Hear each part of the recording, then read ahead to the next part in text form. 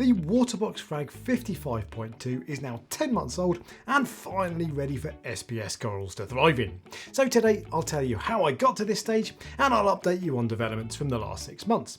And if it's your first time here and you want a new reefing video every week, make sure you subscribe and turn on notifications so you don't miss out when I upload. When I last updated you, my zoas looked good, but my SPS weren't doing great. They were surviving and none of them had died, but they were far from thriving.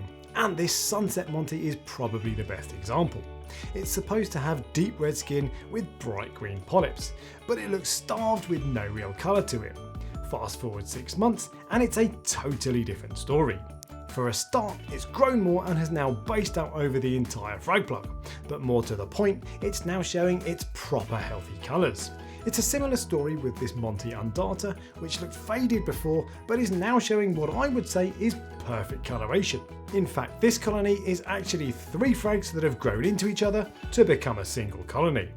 When my SPS had poor coloration, it was at a time when I had 0 nitrate, so it's no surprise they were looking malnourished as they weren't getting the nutrition they needed. I tried dosing nitrate to bring that up, but I found it tricky to dial in on a relatively small 150 litre tank, so I stopped that when I tested one day and found nitrate to be sky high at 37 parts per million.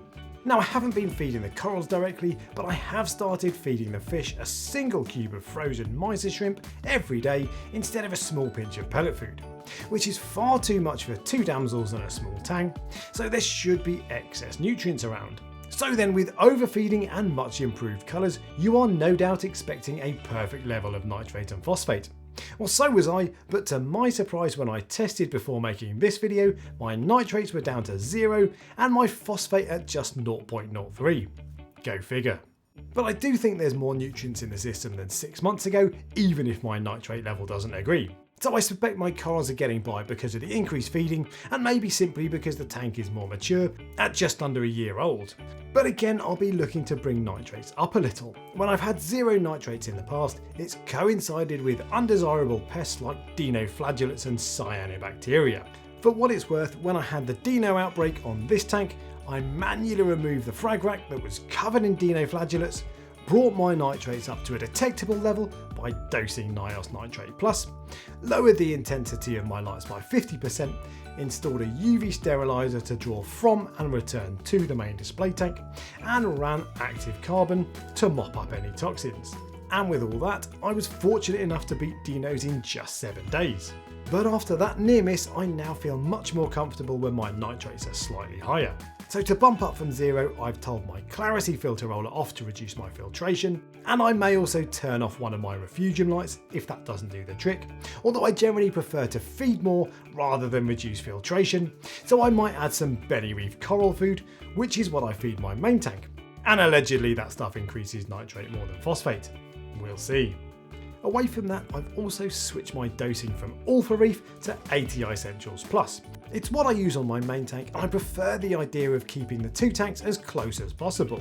And with all the talk at the moment of the benefits of a healthy pH level of around 8.3, I'll appreciate the pH boost the ATI juice should give.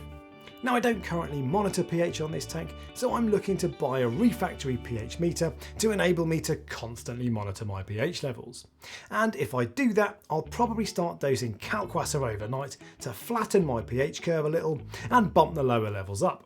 Now, because the tank is now properly ready for SPS, I've bought 2 more AI Nero 5 power heads.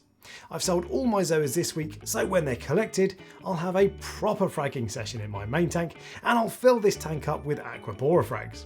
At which point I'll turn my power heads up and create some proper flow. In other equipment news, I've also changed my light recently from a Red Sea Reef LED 90 to a Reef Factory Reef Flare Pro. There was nothing wrong with the Reef LED, but the new light gives me a much more pleasing colour and the blues in the evening now look absolutely awesome, which has led me to buying these lovely torch corals from the UK's second best reefing YouTuber and #1 coral farm, Prestige Reef. On the left is a Hellfire and on the right is a New York Nix. Tasty. Now, this tank was supposed to be for somewhere for me to settle frags away from my main tank, but I now have these 2 torches, 2 scullies and a clam that are permanent fixtures in the tank.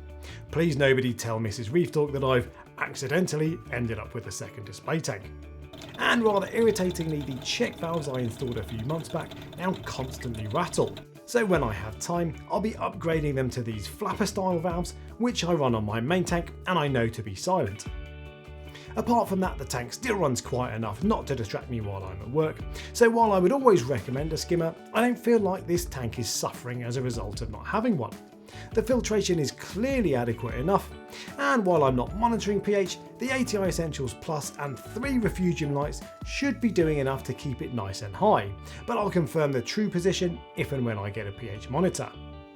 If you've got any questions, then let me know in the comment section below, and if you enjoyed the video, give it a thumbs up and subscribe for next week, and until next time, happy reefing.